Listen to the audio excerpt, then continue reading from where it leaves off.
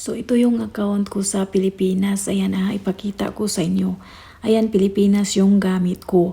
So ipakita natin kung ano bang pagkaiba sa Pilipinas at saka sa ibang country pag ginagamit mo ang kanilang country. Sa Pilipinas to ha. So ito yung sa live streaming.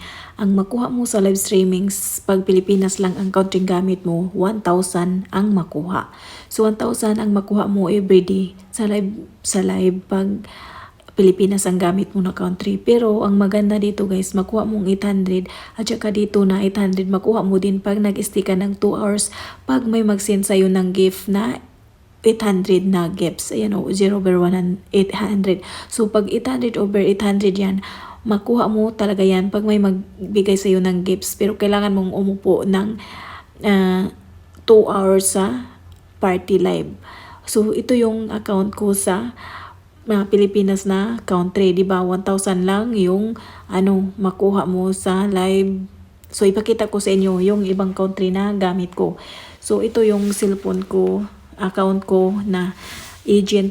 So ipakita ko sa inyo ang country na ginamit ko. Ayan, Hong Kong ang ginamit ko guys. Pero wala ako sa Hong Kong guys. Nag-joke-joke lang talaga ako noon na Hong Kong. Pero wala ako sa Hong Kong. So ayan guys, tingnan natin kung magkano bang makuha na rewards pag nag-live ka kung Hong Kong ang gamit mo. Ayan 2,000 ang makuha pag nag-live ka pag Hong Kong ang gamit mo. Pero dito sa CS, nakuha ko na yung 800. Dito guys, hindi mo makuha yung isang 800 pag hindi mo ma-reach yung 1,150,000 na earnings. Kailangan mo ng ma-reach ang 150,000 na earnings. So magkaiba siya sa Pilipinas. 'Di ba sa Pilipinas kailangan mo lang maka-receive ng 800 na gifts. Pag may nagbigay sa iyo ng gifts. So makuha mo ang 800 kung nakaupo ka ng 2 hours. Dito hindi mo siya makuha pag hindi mo ma-reach yung 150,000 na earnings. Kailangan mo siyang makuha. So 'di ba? Magkaiba talaga ang rewards pag Pilipinas at saka ibang country. So Hong Kong yung gamit ko. 'Di ba nakita nyo na 2,000 ang makuha dito, hindi 1,000. Ayan 2,000 tapos yan lang ang makuha, 2,000 sa live at saka sa C is 800. Ito guys is pwede na siyang ma-withdraw. Kasi kailangan lang ng 100,000 para ma-withdraw siya. Ngayon, pwede na siyang ma-withdraw pero hindi ko pa siya withdraw. At saka hindi pa ako tapos mag-live. Kailangan pa nang mag-live pero tapos na ako sa CS. Dito lang talaga ako nag-live guys. Hindi na ako nag-live doon sa isa kasi sayang pag ma-violation ka, mabawasan ka ng 30,000 na points pag na-violation ka sa Popo. Pag dalawang account mo guys, iwasan mo yung mag-live na makita yung mukha mo para hindi ka mabawasan. Dati kasi guys, nag-live ako dito sa isang cellphone. Nag-live din ako doon pero nagamit akong VPN. Pero the time na nagamit ako ng VPN, bigla siyang na wala ng net. Kaya na-detect ni Popo na sayang yung 30,000 ko. Tapos dalawang cellphone pa binawasan, 30,000. So 60,000 ang nabawas.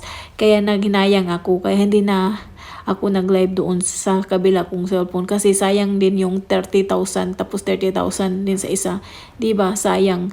Kaya guys, ang advice ko sa inyo, pag nag-install ka ng Popo, magamit ka ng ibang country, wag yung Pilipinas para makuha mo ang 2,000 na points everyday. Kasi 'di ba, yung sa Pilipinas 1,000 lang. Abutan ka ng siyam-siyam bago ka maka-withdraw. So itong account na to, every 1 month maka-withdraw siya kasi gumamit din ako ng mail na account sa Popo, yung mga ninja ba, maganda din yun ang mail na account kasi pag umupo ka ng 15 minutes makakuha ka ng 200 coins tapos mystery box 40 din 10 ka mystery box, so 400 plus 200, 600. So pwede mo na siyang maipon at isend mo sa account mo, sa main mo. Kasi para maka-withdraw ka ng mabilis guys. 'Di ba? So yun guys, nakita nyo na kung ano ang pagkaiba ng Pilipinas at saka sa ibang country na rewards. 'Di ba nakita nyo na guys na magkaiba talaga siya ang Pilipinas at saka sa ibang country. At saka guys, ito advice ko, huwag kayong sumali sa agency kasi pwede naman sariling sikap lang. Kasi pag sumali ka sa agency, pag gusto mo mag-quit, hindi ka nila basta-basta i-release. Tapos pag nag-trade ka, sila lang yung makinabang kasi malaki yung makuha nila pag nag-trade ka palagi. Lalo na sa mga naglalaro sa pupo, palagi nag-trade, malaki yung makuha nila na points. May makuha silang points tapos ikaw walang makuha. Kaya ang advice ko sa inyo, huwag kayong sumali sa agency kasi pwede naman sariling sikap lang. Mag-live ka lang, mag-CS at saka pwede ka rin makaupo ng CS kahit wala kang agency. Marami namang magpapaupo sa iyo kahit wala kang agency. Kasi yan yung ngayon wala po akong agency sa Popo. Tapos yung isa meron, hindi siya ni-release 2 years na. Kaya ang advice ko, huwag kang sumali sa agency kasi hindi kanila i-release. So ayan guys, sana may natutunan kayo sa video ko. Kung hindi ka pa naka-install ng Popo, dapat panoorin mo itong video para may makukuha ka ng idea.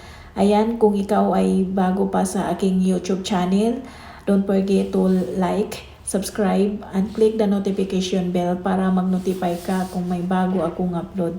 Ayan guys, thank you for watching. Bye everyone.